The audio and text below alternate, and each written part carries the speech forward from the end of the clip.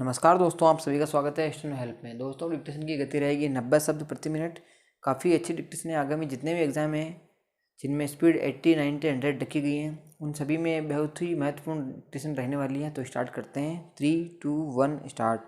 30 मई 2019 को राष्ट्रपति भवन के प्रांगण में मंत्री के रूप में शपथ लेते हुए मेरे सामने देश की शिक्षा नीति का स्वरूप जाने अनजाने साकार होता दिखाई देने लगा था।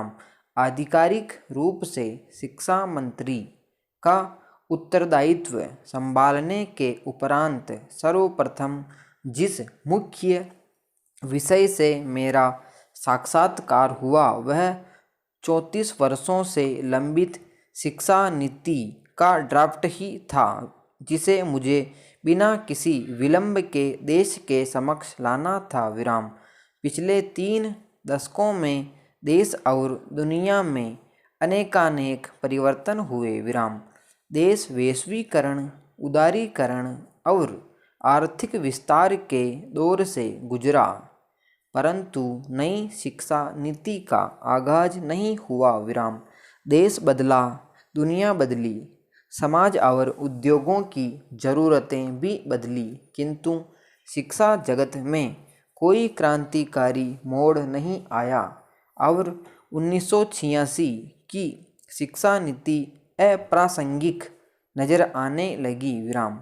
पहली कैबिनेट मीटिंग में प्रधानमंत्री ने अपना विजन सभी कैबिनेट सहयोगियों के समक्ष रखा, तो मुझे उन सब विषयों के केंद्र में नए दौर की नई शिक्षा नीति की भूमिका का आभास हुआ।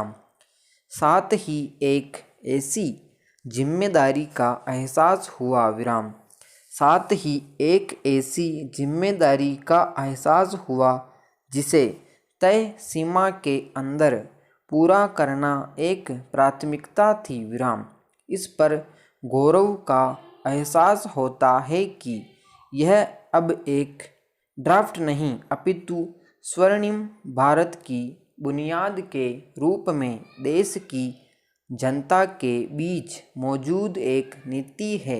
पैरा राष्ट्रीय शिक्षा नीति एकमात्र ऐसी नीति है जिसमें पंचायत से लेकर संसद तक, ग्राम प्रधान से लेकर प्रधानमंत्री तक, छात्र से लेकर अभिभावक तक, शिक्षक से लेकर शिक्षाविदों तक और गरीब से लेकर उद्योगपतियों तक सभी का विमर्श, सहयोग और योगदान है।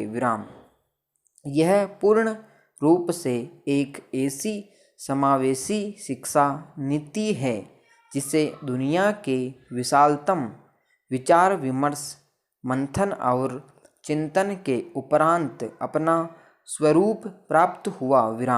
यह शिक्षा नीति 135 करोड़ भारतीयों की आकांक्षाओं, उम्मीदों और भावनाओं को अपने अंदर समेटे स्वर्णिम भारत का स्वप्न लिए एक विजन डॉक्यूमेंट है। नई शिक्षा नीति आने वाले समय में एक ऐसा मानव संसाधन तैयार करेगी जो राष्ट्र निर्माण में निर्णायक भूमिका अदा करेगा।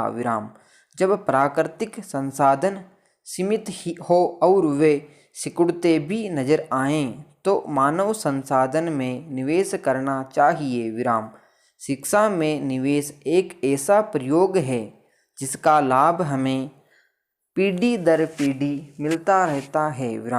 इसी सोच को सामने रखकर हमने 6% GDP का प्रावधान रखा है ताकि उत्तम और गुणवत्तापूर्ण समावेशी शिक्षा सुनिश्चित हो सके। प्रधानमंत्री के सहयोगात्मक संघवाद की आधारशिला पर सभी प्रदेशों को साथ लेकर इस नीति का क्रियान्वयन क्रमबद्ध एवं समयबद्ध रूप में किया जाएगा। पैरा 21वीं सदी ज्ञान की सदी है। नालंदा और तक्षशिला के प्राचीन गौरव को पुनः स्थापित करना हमारा लक्ष्य है। विराम।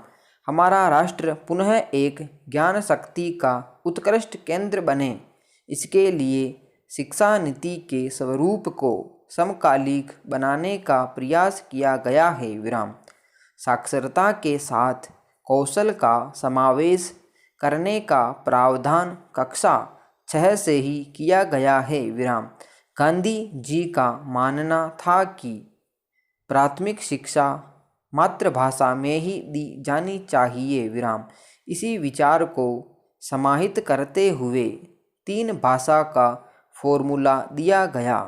विराम। छात्र कोई भी भाषा चुन सके, इसके लिए विकल्प खुले रखे गए हैं। विराम। कोई भाषा न थोपी जाए, इसे भी सुनिश्चित किया गया है। विराम। शिक्षा केवल शिक्षित ही नहीं करती, अपितु राष्ट्र का निर्माण भी करती है। विराम। वह ऐसे चरित्र का निर्माण करती है जो जीवन मूल्यों पर टिका हो। विराम समाप्त। दोस्तों, ये थी डिक्टेशन 6 मिनट की। काफ़ी अच्छी डिक्टेशन है, आप सभी लिखें और कितनी गलतियाँ आती हैं कमेंट बॉक्स में ज़रूर बताएं। वीडियो अच्छा लगे लाइक करें, दोस्तों में ज़रूर शेयर करें। टेलीग्राम ग्रुप ज्वाइन कर ले, वहाँ आपको PDF मिल जाएगी। टेलीग्राम ग्रुप की लिंक डिस्क्रिप्शन में दी हुई है। मिलते हैं नेक्स्ट वीडियो में। जय हिंद।